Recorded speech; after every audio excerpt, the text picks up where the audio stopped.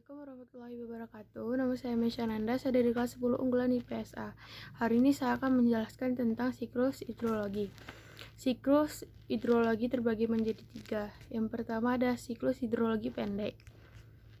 Hidrologi pendek atau yang dikenal juga dengan siklus hidrologi kecil. Siklus hidrologi kecil ini mempunyai siklus yang paling sederhana karena hanya melibatkan beberapa tahapan saja. Adapun beberapa tahapan yang ada di dalam siklus hidrologi pendek atau siklus hidrologi kecil di antara lain sebagai berikut.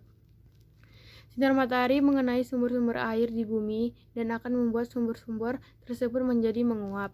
Karena penguapan tersebut, maka terjadi kondensasi sehingga kemudian membentuk awan yang mengandung uap air, kemudian mengalami kejenuhan dan turunlah hujan di permukaan laut. Karena hujan di siklus hidrologi pendek ini terjadi langsung di atas permukaan laut, maka tidak ada tahapan pengaliran menuju ke laut lagi.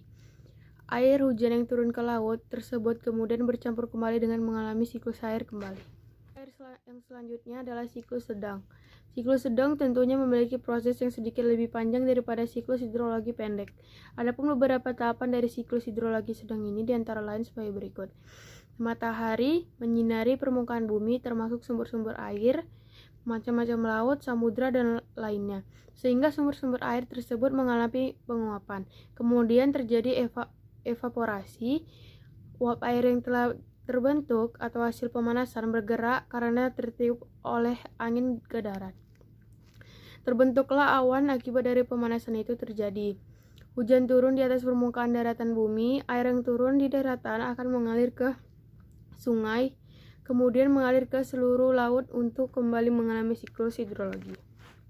Siklus hidrologi panjang.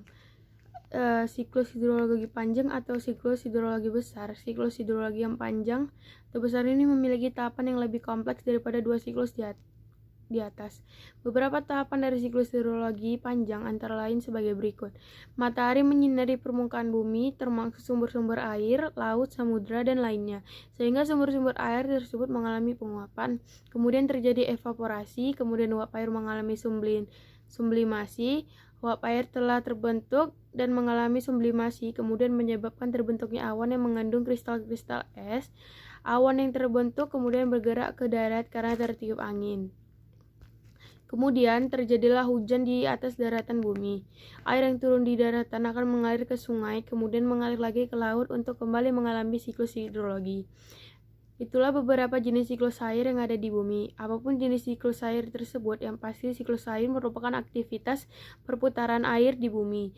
Siklus air memberikan gambaran bahwa air juga memiliki aktivitas, dan itulah alasannya mengapa air di bumi selalu stabil dan jumlahnya meskipun selalu digunakan dalam aktivitas sehari-hari. Demikian informasi yang dapat saya sampaikan. Semoga bermanfaat untuk kita semua. Assalamualaikum warahmatullahi wabarakatuh.